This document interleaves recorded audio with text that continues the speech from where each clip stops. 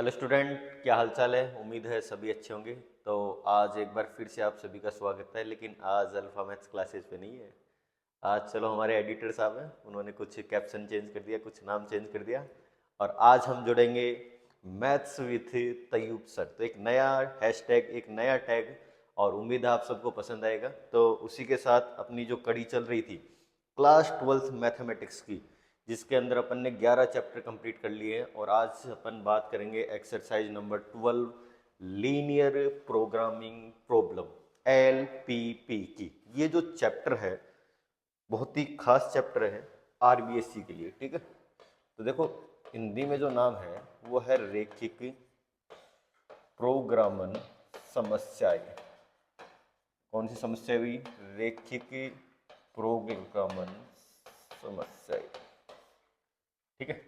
इसके बारे में अपन डिस्कशन करने वाले हैं लीनियर प्रोग्रामिंग प्रॉब्लम के बारे में। चलो देखो, सबसे पहली बात ये कि यहाँ से जो क्वेश्चन है वो कितने नंबर का आएगा। तो सीधी सी बात है, यहाँ से जो क्वेश्चन है वो एक ही क्वेश्चन आएगा और वो कितने नंबर का आएगा? 4 नंबर का आपका क्वेश्चन आएगा। पहली बात ये कि यहाँ से जो भी क्वेश्चन आएगा उसके और में आपको एक क्वेश्चन पक्का मिलेगा, मतलब उसके अथवा में आपको एक क्वेश्चन पक्का मिलने वाला है। तो ज़्यादा क्वेश्चन है नहीं, पूरी एक्सरसाइज में 10 क्वेश्चन है, आराम से आप 10 क्वेश्चन कर सकते हो। उम्मीद है आपको समझ में भी बहुत अच्छे तरीके से आएगा। लेकिन इसको समझने के लिए अपन थोड़ा सा एक बार क्लास 11th में चलते हैं। कौन सी क्लास में चलते हैं? क्लास 11th में। अब यहाँ से नहीं चलेंगे, वैसे चलेंगे ना। क्लास 11th के बारे में एक टॉपिक आपने पढ़ा था कि लीनियर इनइक्वलिटीज। कौन सी इनइक्वलिटीज? लीनियर, ठीक है, रैखिक असमीकरण। ये आपने एक टॉपिक पढ़ा था क्लास 11th के अंदर, एक्सरसाइज नंबर 5, ठीक है। इसमें क्या पढ़ा था? जैसे आपने ये लिखा था कि जो अक्स है वो लेस देन इक्वल टू 5 है, या फिर जो अक्स है वो ग्रेटर देन इक्वल टू 5 है, या फिर जो अक्स है वो लेस देन 5 है, या फिर जो अक्स है वो ग्रेटर देन क्या है? 5 है। ये चारों चीजें अपन समझते हैं, ठीक है। पहली बात तो ये, अपन एक रियल नंबर लाइन बना रहे हैं। यहाँ पे मैंने मान लिया 0 है, इधर माइनस इनफाइनाइट और इधर क्या हो गया? Plus infinite. यहाँ पे मैंने 5 मान लिया, 5 मान लिया। अब पहली बात ये है कि जो अक्स है वो लेस देन 5 है, यहाँ से लेके चलते हैं। अक्स 5 से छोटा है तो मतलब 5 नहीं आएगा। 5 के इधर वाली जितनी भी वैल्यू वो सारी आ जाएगी, मतलब 5 के ऊपर ओपन इंटरवल आएगा और बाकी इधर वाली सारी वैल्यू किसके अंदर आएगी? लेस देन में। ग्रेटर देन का मतलब 5 को छोड़ के 5 की जितनी बड़ी वैल्यू है वो सारी इधर वाली। ये आपका आंसर है। लेकिन जब भी इक्वल लग जाएगा, तो जब भी लेस देन इक्वल लग गया तो 5 को खुद को भी कंटेन करना है, और 5 और 5 से छोटी। तो लेस देन एंड इक्वल का मतलब क्या हो गया? खुद जो 5 है वो भी यहाँ पे क्या करेगा? कंटेन करेगा। ये थोड़ा सा आपको समझना है। ग्रेटर देन 5 का मतलब क्या है? मतलब 5 से बड़ी वैल्यू तो आएगी, लेकिन उसके बराबर जो है, मतलब 5 के बराबर जो है वो भी वैल्यू आपको यहाँ पे लेनी है। थोड़ा सा और समझते ढंग से। जैसे मैंने यहाँ पे लिखा है कि जो x प्लस वाई है वो लेस देन 5 है, मतलब x प्लस वाई की जो वैल्यू है वो लेस देन कितनी है? 5 है। सबसे पहले अगर आप इसको ग्राफ में बनाना चाहोगे तो ये पॉइंट मैंने ले लिया 5,0 और ये पॉइंट मैंने क्या ले लिया? 0,5। तो आपके पास एक लाइन बन जाएगी, एक लाइन बन जाएगी जो कहाँ से जा रही है? 0,5 और 5,0 से जा रही है। अब यहाँ पे ये कह रहा है कि इन दोनों के जो सम की वैल्यू है वो 5 से छोटी होनी चाहिए। अब इन दोनों के सम की वैल्यू 5 से छोटी है, तो ये रीजन जो है वो या तो इधर का रीजन देगा या इसके ऊपर का, मतलब या तो ओरिजिन की साइड का रीजन देगा या ओरिजिन के अपोजिट साइड का रीजन देगा। दो ही पॉसिबिलिटी। तो इसके लिए अपन यहाँ पे ओरिजिन रख के देखते हैं। तो यहाँ पे आपने रखा 0+0। क्या जो 0 है वो 5 से छोटा होता है? सही बात है अभी। और अगर 0 5 से छोटा होता है तो ये सेटिस्फाई कर रहा है। तो सेटिस्फाई कर रहा है तो इसका रीजन जो होगा वो किसकी तरफ होगा? ओरिजिन की साइड में होगा। मतलब इस साइड जितनी भी वैल्यू आएगी वो लेस देन क्या आएगी? 5 आएगी। अगर मान लो ग्रेटर देन होता तो इनके ऊपर की जो वैल्यू आएगी वो ग्रेटर देन क्या आएगी? 5 आएगी। तो ये आपको थोड़ा सा समझना है इसके अंदर, नंबर लाइंस के अंदर और कोऑर्डिनेट जियोमेट्री के अंदर। चलो अब अपन बात करते हैं, कुछ यहाँ पे टॉपिक्स है। सबसे पहला टॉपिक है ऑब्जेक्टिव फंक्शन, जिसको अपन क्या कहेंगे? उद्देश्य फलन कहेंगे। कौन सा फलन कहेंगे भाई? उद्देश्य फलन कहेंगे। ऑब्जेक्टिव फंक्शन को आप क्या कहोगे? उद्देश्य फलन कहोगे, ठीक है। ऑब्जेक्टिव फंक्शन उद्देश्य फलन क्या होगा? देखो ऑब्जेक्टिव फंक्शन जो है वो उसको जेड से डिनोट करते हैं, कैपिटल जेड से। और यहाँ पे जो फंक्शन आएगा वो एक लीनियर फंक्शन आएगा, रैखिक समीकरण आएगा आपके पास, ठीक है। रैखिक फलन आएगा, ध्यान रखना। और ये जो रैखिक फलन है, लीनियर फंक्शन है, वो हमेशा आपका एक वेरिएबल में हो सकता है, दो में हो सकता है, तीन में। लेकिन यहाँ पे जो कंडीशन आएगी वो कितने वेरिएबल में आएगी? आपकी दो वेरिएबल्स के अंदर आएगी। आपको थोड़ा सा ध्यान रखना है। अब आपके जो क्वेश्चन आएगा उस क्वेश्चन के अंदर यहाँ पे या तो आप इसको मैक्सिमाइज करोगे या आप इस क्वेश्चन में क्या करोगे, इसको मिनिमाइज करोगे, या तो इसको अधिकतम करोगे या फिर आप इसको क्या करोगे, न्यूनतम करोगे। बस इतना सा कंसेप्ट आपको यहाँ पे देखना है, ठीक है। फिर उसके बाद में आते हैं कंस्टेंट्स, ठीक है, जिसको अपन कहते हैं व्यवरोध। क्या कहते हैं, व्यवरोध। एक इसका दूसरा नाम हो रहा है रेस्ट्रिक्शन, प्रतिबंध, ठीक है। अब ये जो रेस्ट्रिक्शन है वो क्या क्या है, जैसे आपके पास यहाँ पे इनइक्वलिटी आएगी, क्या आएगी, इनइक्वलिटीज, असमीकाई आएगी। क्या आएगी आपके पास, असमीकाई आएगी। फॉर एग्जाम्पल जैसे आपके पास ये आ गया 3x + 5y < 5, दूसरा आ गया 2x + 3y > 3, ऐसे कोई कंसेप्ट आएंगे, ठीक है। तो ये क्या आएगी आपके पास, कंस्टेंट आएंगे, रेस्ट्रिक्शन आएंगे, या फिर व्यवरोध आप इनको बोल सकते हो। एक रिजल्ट आएगा आपके पास नॉन नेगेटिव, ठीक है, जिसको आप क्या कहोगे, ऋणोत्तर प्रतिबंध कहोगे, नॉन नेगेटिविटी रेस्ट्रिक्शन, जिसमें अक्स और वाई जो दोनों है वो > 0, मतलब अक्स भी 0 या 0 से बड़ा होगा और जो वाई है वो भी 0 या 0 से बड़ा होगा। मतलब जो अक्स वाई दोनों है वो > क्या होंगे, 0 होंगे। ये थोड़ा सा आपको ध्यान रखना है। चलो नेक्स्ट और बात करते हैं। फिर यहाँ पे आता है फिजिबल रीजन। अब फिजिबल रीजन देखो, सबसे मेन बात ये है कि जो एलपीपी है उसकी फॉर्मेशन किस टाइप से आएगी। देखो अपन यहाँ पे देखते हैं कि एलपीपी की फॉर्मेशन कुछ इस टाइप से आएगी, ax + by। फिर यहाँ पे कोई ना कोई ऑब्जेक्टिव फंक्शन आएगा, a1 + b1y < c1 मान लिया, a2x + b2y > c2 मान लिया। कुछ ऐसे रिजल्ट आ सकते हैं, और भी रिजल्ट आ सकते हैं। फिर यहाँ पे x > 0 एंड y > 0, ठीक है। ये जो है वो क्या कहलाएगा आपका, अभी अपन ने बात की थी, ये जो है वो आपका क्या कहलाएगा, उद्देश्य फलन कहलाएगा, ऑब्जेक्टिव फंक्शन कहलाएगा। ये जो है वो आपके क्या कहलाएंगे, रेस्ट्रिक्शन कहलाएंगे। क्या कहलाएंगे, रेस्ट्रिक्शन, या इसको अपन क्या कहेंगे, कंस्टेंट कहेंगे, व्यवरोध कहेंगे। ये जो रिजल्ट है वो क्या कहलाएगा, नॉन नेगेटिव रेस्ट्रिक्शन, ठीक है, ऋणोत्तर, ठीक है, या शून्योत्तर मान सकते हो, प्रतिबंध, ठीक है। अब पहली बात तो ये है कि फिजिबल रीजन क्या होगा। देखो यहाँ पे 3 रिजल्ट होते हैं। पहला होता है जनरल सॉल्यूशन या सॉल्यूशन, ठीक है, दूसरा होता है फिजिबल सॉल्यूशन, और तीसरा होता है ऑप्टिमल सॉल्यूशन, ठीक है। ये तो आपका हल होगा या व्यापक हल होगा, ठीक है। ये आपका होगा सुसंगत हल, फिजिबल सॉल्यूशन, ठीक है, और ये आपका क्या होगा, ऑप्टिमल सॉल्यूशन, ठीक है, जिसको आप क्या कहोगे, ऑप्टिमाइज सॉल्यूशन कहोगे, है ना, ठीक है। अब ये क्या है, या तो अधिकतम आएगा, या क्या आएगा, न्यूनतम आएगा, वो अपन बात करेंगे। देखो हल क्या होता है, हल क्या होगा, जो केवल इनको सेटिस्फाई करे, केवल रेस्ट्रिक्शन को या कंस्टेंट को क्या करे, सेटिस्फाई करे, ठीक है। जो असमीकाओं को सेटिस्फाई करेगा वो क्या होगा, हल। जो असमीकाओं के साथ साथ इनको मतलब ऋणोत्तर प्रतिबंध को भी क्या करे, सेटिस्फाई करे, वो आपका क्या कहलाएगा, फिजिबल सॉल्यूशन, सुसंगत हल। मतलब जो नॉन नेगेटिविटी के साथ में इन दोनों को क्या करे, सेटिस्फाई करे, वो क्या कहलाएगा आपका फिजिबल सॉल्यूशन। ऑप्टिमल सॉल्यूशन, ठीक है, जो इन दोनों के साथ साथ में जो फंक्शन ऑब्जेक्टिव फंक्शन उसकी वैल्यू या तो अधिकतम कर दे, या क्या कर दे, न्यूनतम, या तो मैक्सिमम कर दे, या क्या कर दे, मिनिमम कर दे, वो आपका क्या कहलाता है, ऑप्टिमल सॉल्यूशन कहलाता है। और जो रीजन बनेगा उसका, वो क्या बनेगा आपका, फिजिबल रीजन। जैसे मान लो ये रीजन बन रहा है, तो ये जो रीजन है वो आपका क्या बनेगा, फिजिबल रीजन बनेगा।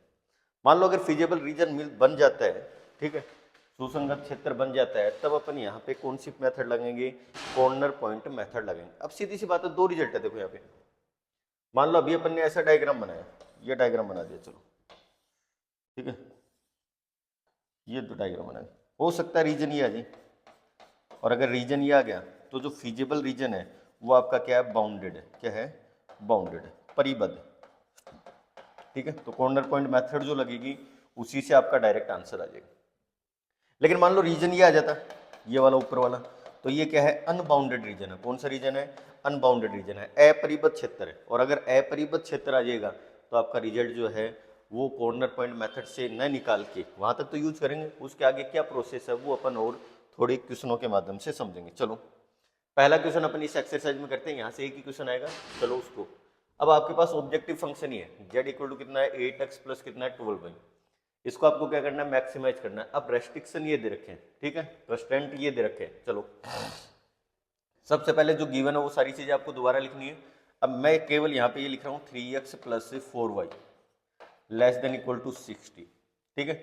और ये आ गया x + 3y < 30, और x > 0, y > 0, ठीक है। इसको मैंने इक्वेशन फर्स्ट माना, इसको सेकंड और इसको थर्ड।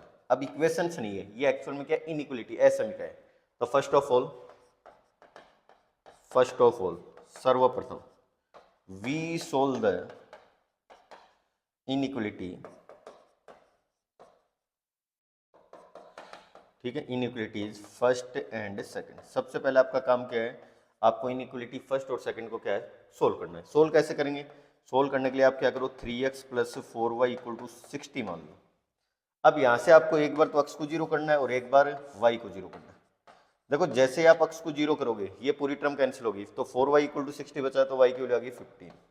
एक बार y को जीरो कर दो, जैसे आप y को जीरो करोगे तो 3x इक्वल टू 60, तो x की वैल्यू कितनी आ गई 20। मतलब यहाँ से ये निकला। अब आप इनइक्वलिटी सेकंड को सोल्व करो, तो ये आपके पास क्या रिजल्ट आएगा, x plus 3y equal to कितना आ गया, 30 आ गया। अब इसको सोल्व करोगे, तो इसको सोल्व करने का क्या तरीका है, एक बार x को जीरो एक बार y को जीरो, चलो जीरो कर देते हैं। तो जब x को जीरो करेंगे तो y की वैल्यू 10 आ गई, और जब y को जीरो करेंगे तो x की वैल्यू कितनी आ गई, 30 आ गई। तो ये आपके पास से पॉइंट्स आ गए, दो पॉइंट्स निकालने ज़्यादा नहीं। अब आपको क्या करना है, इन दोनों को ग्राफ पे रिप्रेजेंट करना है। चलो ग्राफ में रिप्रेजेंट करते हैं, कैसे करेंगे वो अपन समझते हैं। चलो यहीं से बना लेते हैं। चलो ग्राफ में रिप्रेजेंट कर रहे हैं, तो ग्राफ में रिप्रेजेंट करने के लिए आपको वही लाइन्स चाहिए। चलो लाइन्स बनाते हैं। तो सबसे पहले अपन ने एक लाइन ये ले ली, क्योंकि सारी वैल्यू जो है पॉजिटिव आएगी आपके पास, जो सारी वैल्यू है वो आपके पास क्या आएगी, पॉजिटिव होगी।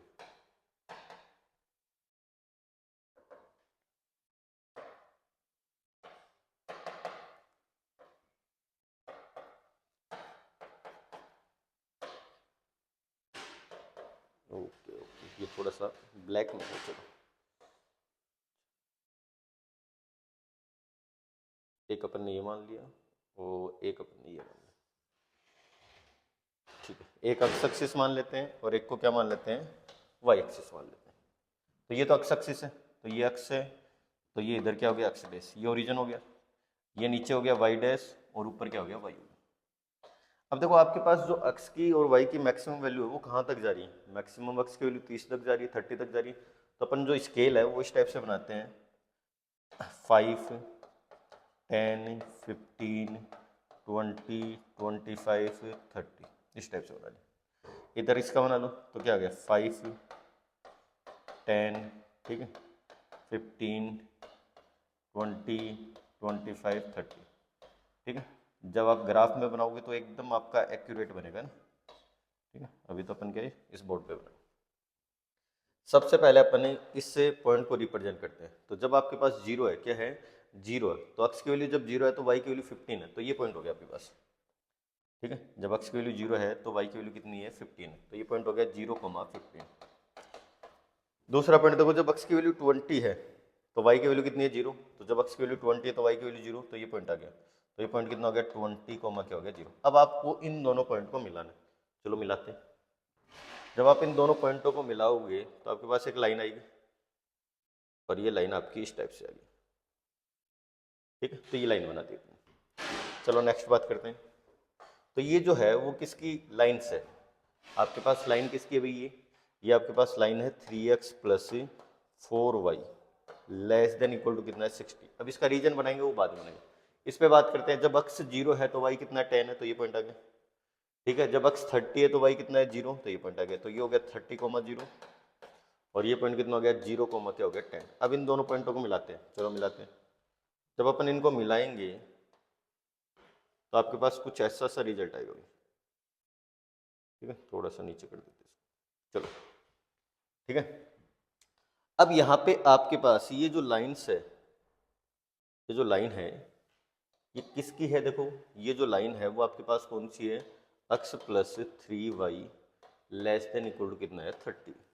चलो अब आपके पास यहाँ पे सबसे पहली बात तो ये एक इंटरसेक्शन आ रहा है, एक पॉइंट का क्या रहा है, इंटरसेक्शन आ रहा है, ये आ रहा है, और ये पॉइंट आपको निकालना पड़ेगा। सबसे पहली बात जो है वो आपको ये पॉइंट जरूर निकालना पड़ेगा, ये जो पॉइंट है वो आपको निकालना पड़ेगा। अब ये पॉइंट है क्या, वो अपन बाद में बात करेंगे।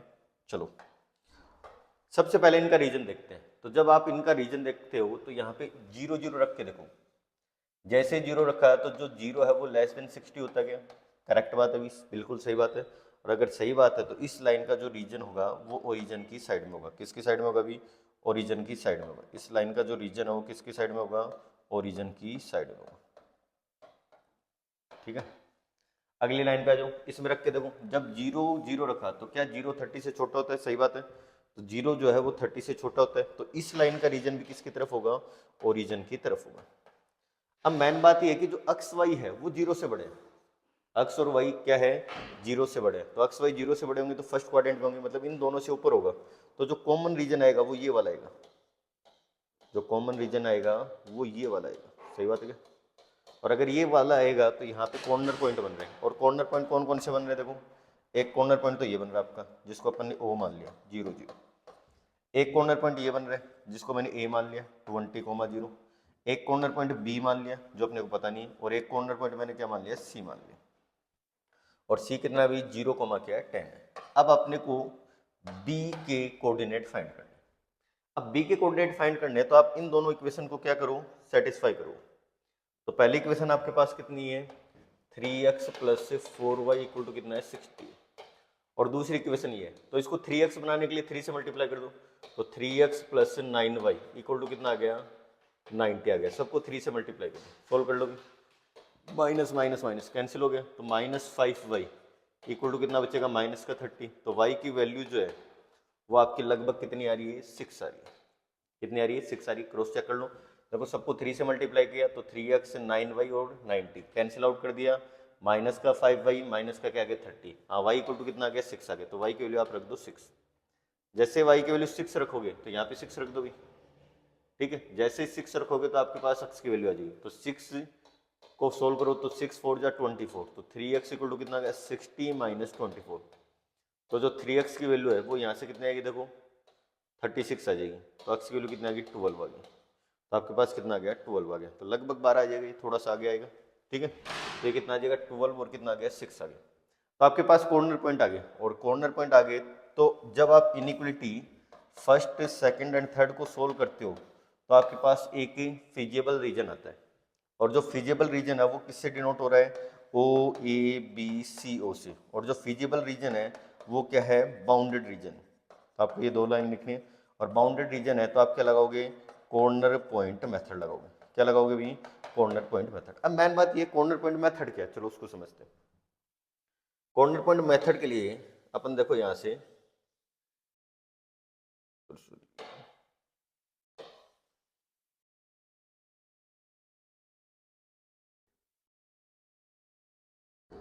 ठीक है, कॉर्नर पॉइंट मेथड के लिए देखो क्या कर रहे हैं, अपन सबसे पहले एक टेबल बना रहे हैं, और उस टेबल में अपन क्या लिखेंगे, केवल और केवल कॉर्नर पॉइंट लिखेंगे, और फिर उससे z निकालेंगे, और z कितना है, देखो आपके पास 8x प्लस कितना है 12y। चलो कॉर्नर पॉइंट, सबसे पहला कॉर्नर पॉइंट है ओरिजिन 0 0, दूसरा कॉर्नर पॉइंट है ए जिसके कोऑर्डिनेट कितने हैं 20,0, तीसरा है 12,6, और चौथा आपके पास कितना है 0,10, ये आपके पास कॉर्नर पॉइंट आ गए। अब इन पे वैल्यू रख के देखो, तो जैसे वैल्यू रखोगे तो z इक्वल टू यहाँ से 0 आ गया, यहाँ पे रखो तो 28 जा कितना हो गया 160, यहाँ पे रख के देखोगे तो आपके पास z इक्वल टू कितना आएगा 8 इंटू 12 प्लस 12 इंटू कितना आ गया 6 आ गया, तो 12 8 जा कितना होता है 96, ठीक है, और 12 6 जा कितना हो गया 72, तो सोल्व करेंगे तो ये आंसर कितना आएगा लगभग 168 आ गया, ठीक है। चलो z इक्वल टू यहाँ से सोल्व करो तो आंसर कितना आएगा 120, आपको मैक्सिमम पूछा है तो मैक्सिमम कहाँ पे मिलेगा आपको, बी पॉइंट पे मिलेगा, और वो कितना मिलेगा आपको 168 मिलेगा, तो आसानी से निकाल सकते हो भी, जब आप यहाँ पे रखोगे तो 12 8 जा 96 हो जाएगा, और 96 में आपको कितना ऐड करना है 12 6 जा 72, तो ये कितना आ गया 8 आ गया, और 9 7 कितने हो गए 16, तो ये आपके पास रिजल्ट आ गया। तो इस टाइप से आपको एलपीपी का क्वेश्चन क्या करना पड़ेगा, सोल्व करना पड़ेगा। तो ये तो बाउंडेड का हो गया, चलो अपन एक अनबाउंडेड का और ट्राई करते हैं, और जो अनबाउंडेड का है, चलो ये क्वेश्चन देखते हैं बाउंडेड का है या अनबाउंडेड का। चलो यहाँ पे बाउंडेड का क्वेश्चन मिलेगा, चलो ये भी बाउंडेड का है, अपन अनबाउंडेड का करते हैं, पहले एक अनबाउंडेड का क्वेश्चन ट्राई करते हैं। चलो ये क्वेश्चन जो है वो अनबाउंडेड का, तो सबसे पहले इनइक्वलिटी फर्स्ट, सेकंड, और क्या मान लो थर्ड मान लो। तो first of all we solve the inequality first and second, तो फर्स्ट तो ये रही और सेकंड ये रही, इन दोनों को सोल्व करना है। सोल्व करेंगे तो वही x और y की दो वैल्यू चाहिए, तो एक बार x को 0 और एक बार y को 0, जैसे x को 0 किया तो y 1 आ गया, और जैसे y को 0 किया तो x कितना आ गया 3 आ गया। यहाँ से आ जाओ, जैसे आप x को 0 करेंगे तो y 2 आ गया, y को 0 करेंगे कितना आ गया x 2 आ गया, ठीक है, दो दो वैल्यू निकालनी है और वही दो दो वैल्यू निकाल के आपको क्या बनाना है, ग्राफ बनाना है। चलो ग्राफ बनाते हैं। ठीक है, जैसे आप ग्राफ बनाओगे तो देखो आपके पास क्या आएगा, जो रीजन आएगा वो किस टाइप से आएगा। चलो बात करते हैं।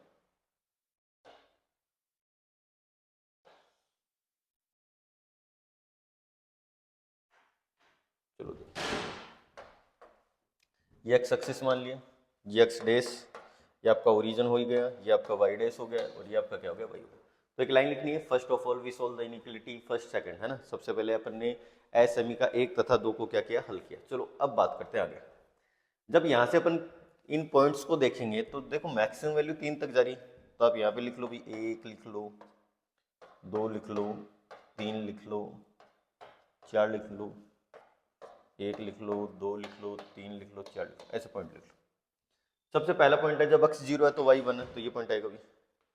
और जब अक्स 3 है तो वाई कितना है, 0, तो ये पॉइंट आ जाएगा। अब इन दोनों पॉइंट को मिला देते हैं।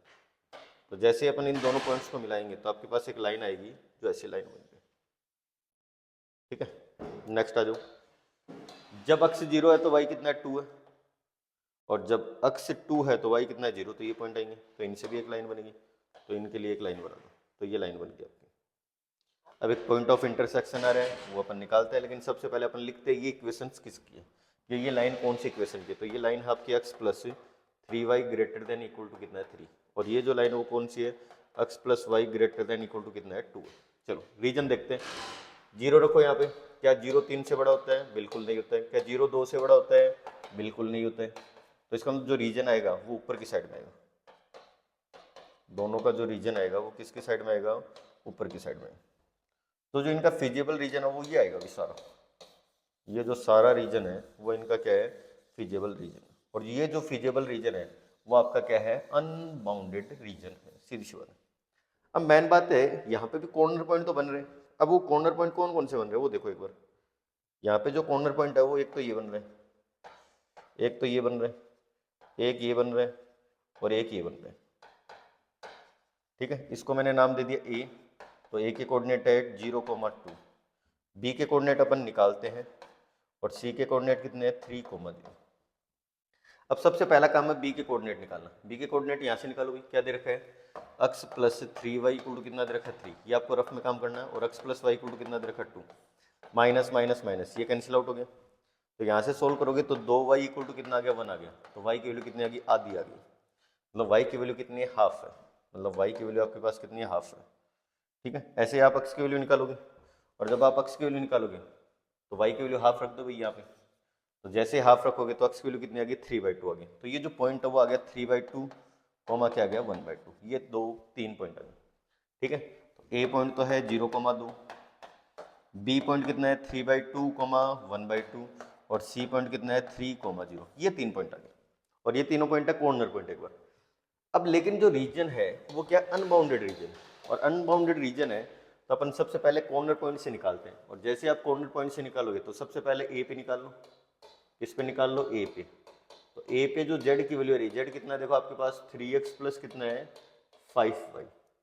तो Z equal to 3x plus 5 रखो यहाँ पे। जैसे आप रखोगे तो ये 0 आ गया, तो कितना आ गया, 10 आ गया।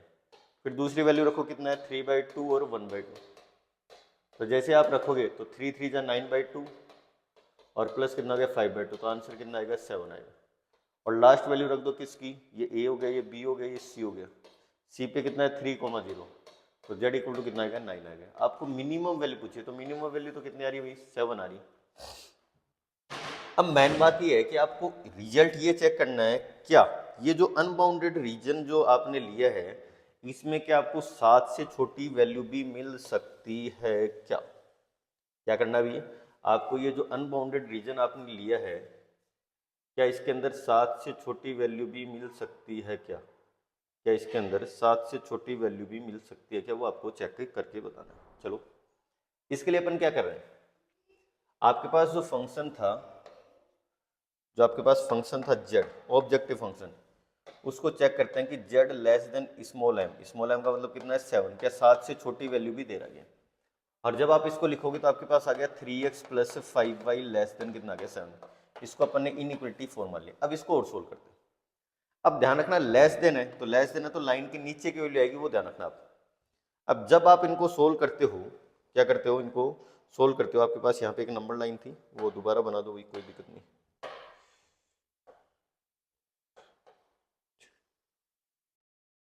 तो ये नंबर लाइन ही थी आपकी।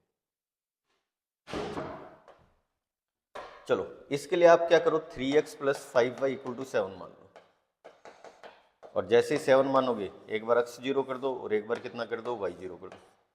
जैसे x 0 किया, y 0 किया, तो x 0 करते y की वैल्यू आ गई 7/5 और y 0 करते x की वैल्यू कितनी आ गई 7/3।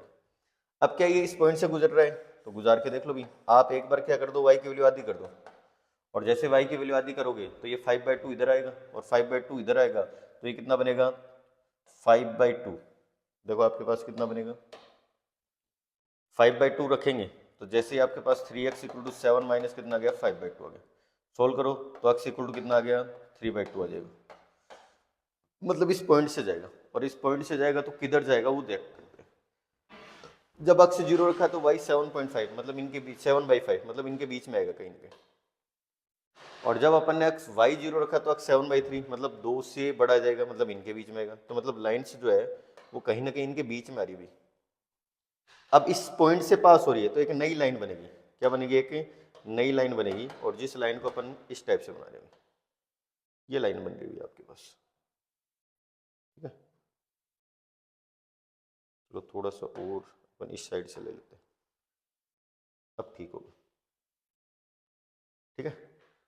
अब आपको ये चेक करना है कि ये जो लाइंस है इसके ऊपर का रीजन आ रहा है या नीचे का रीजन आ रहा है। जब आप यहाँ पे 0 0 रखोगे तो जैसे ही 0 रखोगे तो 0 लेस देन क्या होता है 7 होता है, और अगर 0 लेस देन 7 है तो जो रीजन आएगा वो इस लाइन के नीचे का रीजन आएगा। तो देखो सीधी सी बात ये है कि जो फिजिबल रीजन है, सुसंगत क्षेत्र है, और आपका ये जो अर्ध समतल है, ओपन हाफ प्लेन है, इनके अंदर कोई भी उभयनिष्ठ बिंदु नहीं है, कोई भी कॉमन पॉइंट नहीं है। दिख रहा है क्या, देखो इस लाइन के नीचे के पॉइंट है, लाइन के ऊपर के नहीं है भाई, लाइन के साथ में भी नहीं है, इस लाइन के नीचे, और फिजिबल रीजन ऊपर है। तो इस फिजिबल रीजन और ओपन हाफ प्लेन के अंदर कोई भी कॉमन पॉइंट नहीं है, और अगर कोई भी कॉमन पॉइंट नहीं है तो इसका मतलब जो z = 7 है वही आपकी क्या है, मिनिमम वैल्यू। और अगर मान लो कोई कॉमन पॉइंट आ जाते तो सीधी सी बात है यहाँ पे कोई ना कोई आपको और वैल्यू मिलती जो इससे क्या आती, छोटी आती। चलो ये हो गया एक अनबाउंडेड का क्वेश्चन हो गया। चलो और कुछ क्वेश्चन देखते हैं अपन। जैसे ये क्वेश्चन देखा है, पूछा हुआ है, चलो इसको सोल्व करते हैं। यहाँ से आ जाओ, सबसे पहले इसको फर्स्ट मान लो और इसको क्या मान लो, सेकंड मान लो। जैसे फर्स्ट सेकंड मान लोगे तो x + 2y = आ गया 28, और जो 3x + y है उसके इक्वल टू कितना आ गया 24, और इसको क्या मान लो थर्ड। तो first of all we solve the inequality first and second, सबसे पहले वही काम अभी। और जैसे आप इनको सोल्व करोगे तो आपके पास x और y की वैल्यू आएगी, निकाल लो भी। तो x y की वैल्यू निकालो, x 0 किया तो y 14 आ गया, y 0 किया तो x कितना आ गया 28 आ गया। इससे आ जाओ, जब x और y को 0 करेंगे तो एक एक बार 0 कर दो, x 0 करते y 24, y 0 करते हैं x कितना आ गया 8 आ गया। चलो बात करते हैं, अब इनको ग्राफ में रिप्रेजेंट करना, बस और कोई काम नहीं भी। चलो ग्राफ में रिप्रेजेंट करते हैं। चलो इससे तो नहीं दिखेगा, अपन वाइट ही ले लेते हैं। चलो ग्राफ में रिप्रेजेंट करते हैं, ठीक है। थोड़ी सी लाइन ऊपर होगी ना, देख लेना एक बार। तो ये वही x एक्सिस, ये x डेस, ये आपका y, और ये क्या हो गया y डेस। अब देखो यूनिट कैसे माननी, देखो x की मैक्सिमम वैल्यू 28 तक है और y की मैक्सिमम वैल्यू कितनी है 24 तक है। तो आप चाहो तो 4 की टेबल में ले लो सबको, तो चलो 4 की टेबल में ले लेते हैं। तो 1 यूनिट 1 स्केल = 4 यूनिट मान लो, 4 8, ठीक है। तो इस टाइप से आएगा नहीं, चलो 4 से और 8 मान लेते हैं, ठीक है। 8 से आ जाएगा और छोटा मानेंगे, चलो यहाँ से ले लो 4 8 12 16 20 24 28 32 ऐसे मान लो। इधर मानेंगे तो कितना आ गया, देखो 4 8 12 16 20 24। चलो यार, जब x 0 है तो y कितना 14 है। चलो पॉइंट्स को बनाते हैं, जब x 0 है तो y कितना 14, तो इनके बीच में कहीं ना कहीं 14 मान लिया अपन ने, तो ये पॉइंट हो गया 0,14। जब x 28 है तो 28 ये रहा, तो इस पॉइंट को मान लो 28,0। इनसे लाइन्स को बना दो बस फटाफट, इतना ही काम अपना। चलो इन लाइन को बनाते हैं, तो आपके पास एक लाइन आ गई है, ठीक है। तो ये लाइन्स किसकी हुई, देखो ये लाइन है आपके पास किसकी है, x plus 2y, x plus 2y less than कितना है 28। एक लाइन और बनेगी, और लाइन बनेगी तो पॉइंट बनेंगे भी, पॉइंट बनाओ। जब x 0 है तो y 24, तो y 24 ये आ गया, तो ये हो गया 0,24। जब x 8 है तो x 8 ये रहा भी, जब x 8 है तो y कितना है 0। लाइन बना दो, बस सीधी सी बात है। तो जब लाइन बनाएंगे तो यहाँ से ले लेते भी, तो एक लाइन ऐसी बन गई, अब थोड़ी सी तिरछी बन गई, चलो यहाँ से ले लेते, ठीक है। तो ये लाइन बन गई। अब ये दोनों लाइन बन गई, तो जो फिजिबल रीजन है वो किधर आएगा, देखो कॉर्नर पॉइंट बाद में देखेंगे, लेकिन यहाँ पे एक पॉइंट ऑफ इंटरसेक्शन आ रहा है, ये निकालना पड़ेगा। अब देखो इनका रीजन देखो, ये जो लाइन है वो कौन सी लाइन है, ये लाइन है आपके पास 3x plus Y less than equal to 24। जैसे आप यहाँ पे 0 0 रखोगे, सेटिस्फाई कर रहा है, सेटिस्फाई कर रहा है, तो दोनों का जो रीजन आएगा वो ओरिजिन की साइड में आएगा।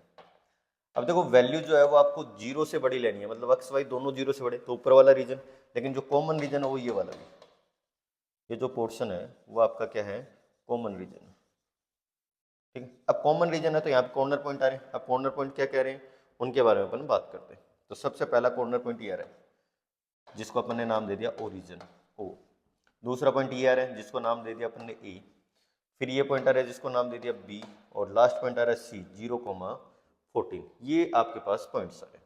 चलो अब सबसे पहला काम है बी निकालो, क्या निकालो बी, और बी निकालने के लिए आप इनको सेटिस्फाई करो, तो सेटिस्फाई करने के लिए आप इसका डबल कर दो, तो जैसे डबल करोगे देखो ऊपर x plus 2y equal to 28, और नीचे डबल करते 6x plus 2y equal to कितना हो गया 48। सोल्व कर लो भी, minus minus minus cancel out, तो आपके पास कितना है देखो -5x इक्वल टू माइनस का 20 आ गया, तो x की वैल्यू कितनी आ रही है 4 आ रही है, x की वैल्यू कितनी आ रही है 4 आ रही है, तो x की वैल्यू कितनी आ गई 4। जैसे ही आप x 4 रखोगे तो y की वैल्यू आ जाएगी, तो 4 रखते इधर लेके आओ 4 को, तो 24, तो y की वैल्यू कितनी आ रही है 12 आ रही है। तो ये जो पॉइंट है वो लगभग आपका नीचे की साइड में आएगा, थोड़ा सा ध्यान दे लेना। तो 4 और 12, अब आपके पास जो फिजिबल रीजन है वो क्या बाउंडेड है, और अगर बाउंडेड है तो कॉर्नर पॉइंट मेथड से आ जाओ।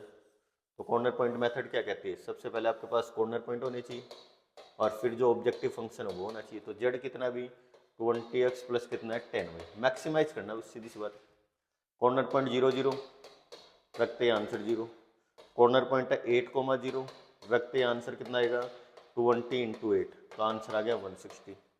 अगला पॉइंट है 4,12, तो जैसे रखोगे तो ये आ गया 80 प्लस 120, तो आंसर कितना आ गया 200। और लास्ट कॉर्नर पॉइंट है कितना 0,14, और 14 रखते हैं आंसर कितना आ गया 140 आ गया। तो क्या पूछा अभी, मैक्सिमाइज पूछा, तो मैक्सिमाइज किस पॉइंट पे मिल रहा है, बी पॉइंट पे। किस पे मिल रहा है, बी पॉइंट पे। तो इसका मतलब जो मैक्सिमम वैल्यू ऑफ जेड है वो कितनी आ गई आपकी 200 आ गई, कितनी आ गई भी 200, और किस पॉइंट पे मिलेगी 4,12 पे मिलेगी। चलो और क्वेश्चन देखते हैं, कुछ अनबाउंडेड के क्वेश्चन और देखते हैं अगर आपके पास।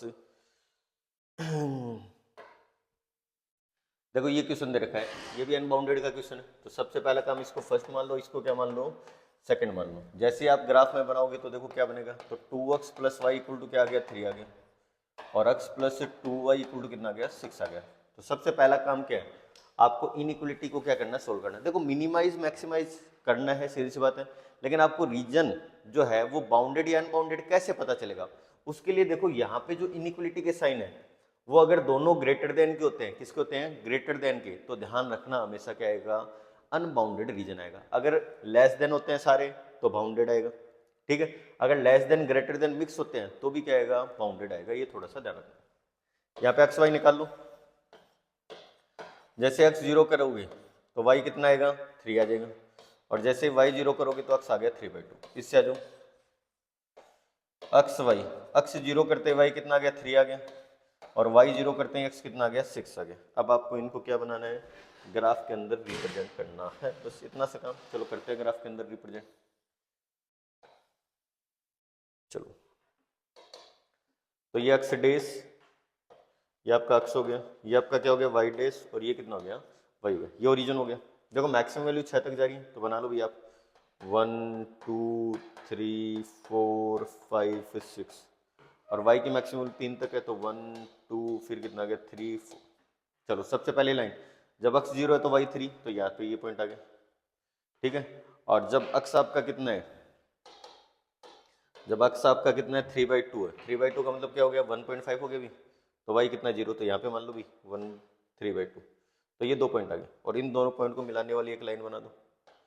तो जैसे आप एक लाइन बनाओगे तो देखो यहाँ से एक लाइन बना दोगे, ठीक है। तो ये पॉइंट क्या हो गया बताओ, ये पॉइंट हो गया आपका, ठीक है, ये पॉइंट कितना हो गया अभी 0,3, और ये पॉइंट कितना हो गया 3/2, 2 पॉइंट आ गए। जब अक्स 0 है तो y 3 है, तो वापस यही पॉइंट आ गया, और जब अक्स 6 है तो y कितना है 0, तो ये पॉइंट आ गया, तो ये पॉइंट आ गया 6,0। एक लाइन और बनेगी भी, सीधी सी बात है, एक लाइन बनाते हैं चलो। तो एक लाइन बना दी, ये लाइन बन गई, ठीक है। चलो एक बार कैंसिल कर देते इसको, इधर से बना देते हैं, ठीक है। तो ये थोड़ा सा देख लेना। अब मेन बात ये है कि रीजन क्या आएगा, तो रीजन जब आप देखोगे तो इसकी वैल्यू भी 0 रखते ही ऊपर की तरफ जाएगा, और यहाँ पे भी 0 रखते ही क्या जाएगा ऊपर की तरफ जाएगा, तो दोनों का जो रीजन है वो ऊपर की तरफ होगा, ठीक है। किसकी तरफ होगा, ऊपर की तरफ। तो जो कॉमन रीजन है वो क्या आएगा, जो कॉमन रीजन है वो दोनों में क्या आएगा, दोनों के ऊपर वाली वैल्यू है, तो ये जो ऊपर वाला पोर्शन है वो आपका क्या आएगा, कॉमन रीजन आएगा। ये जो मैं पोर्शन बना रहा हूँ ये सारा का सारा क्या आएगा, कॉमन रीजन आएगा, ठीक है। और ये रीजन आपका क्या हो गया, अनबाउंडेड हो गया, अभी साफ दिख रहा है। अब अनबाउंडेड हो गया तो कॉर्नर पॉइंट से पहले वैल्यू निकालो भी, तो कॉर्नर पॉइंट के लिए कितने कॉर्नर पॉइंट, अभी 2 ही कॉर्नर पॉइंट, एक तो ये है और एक क्या है ये। तो कॉर्नर पॉइंट पे अपन वैल्यू निकाल रहे हैं किसकी, जेड की। निकाल लो भी, जेड कितना है, जेड आपके पास है अक्स प्लस 2 है, तो एक कॉर्नर पॉइंट तो है आपके पास 0,3 और एक है 6,0। तो जैसे आप 0,3 रखोगे ये कितना आएगा 6 आएगा, जैसे आप ये रखोगे तो आपके पास वापस कितना आएगा 6 आएगा, कितना आ रहा है 6 आ रहा है। तो सीधी सी बात है, इस पूरी लाइन के ऊपर ही आपको क्या मिल रहा है, 6 मिल रहा है। ये जो पूरी लाइन है ना, ये जो पूरी लाइन है, तो इस पॉइंट को ए मान लो, इस पॉइंट को क्या मान लो, बी मान लो। तो ए और बी को मिलाने वाली जो लाइन है उस पर जो जेड की वैल्यू वो क्या मिल रही है, 6 मिल रही है, और यही क्या आपकी मिनिमम वैल्यू भी, सीधी सी बात है। लेकिन रीजन अनबाउंडेड है, और रीजन अनबाउंडेड है तो आपको एक लाइन और बनानी पड़ेगी, और वो लाइन कैसे बनाते हैं, वो लाइन अपन बनाएंगे कि क्या जेड की वैल्यू 6 से छोटी भी आ सकती है। चलो चेक करते हैं, जेड कितना है, अक्स प्लस 2y, और लेस देन कितना आ गया 6 आ गया। तो इसका मतलब वापस यही इक्वेशन आ गया आपके पास। अब यही इक्वेशन आ गई तो आपके पास यही लाइन वापस आएगी, लेकिन अब रीजन आएगा इसके नीचे की तरफ, ये लाइन नहीं आएगी इसके रीजन की तरफ। तो इसका मतलब ओपन हाफ प्लेन और जो फिजिबल रीजन है उन दोनों के अंदर कोई भी कॉमन पॉइंट नहीं है। मतलब जो आपका अर्ध समतल है, खुला अर्ध समतल है, और जो सुसंगत क्षेत्र है उन दोनों के बीच में कोई भी क्या नहीं, उभयनिष्ठ बिंदु नहीं है। और अगर कोई भी उभयनिष्ठ बिंदु नहीं है तो जो z = 6 है वही आपकी क्या है, मिनिमम वैल्यू है, वही आपका क्या है, मिनिमम आंसर है, ठीक है। तो चलो मेरे हिसाब से यहाँ तक क्वेश्चन सफिशिएंट है। तो 4 नंबर का एक क्वेश्चन बनेगा आरबीएससी के अंदर, और 4 नंबर का क्वेश्चन आप देख सकते हो। तो हमारे साथ जुड़ने के लिए बहुत बहुत धन्यवाद।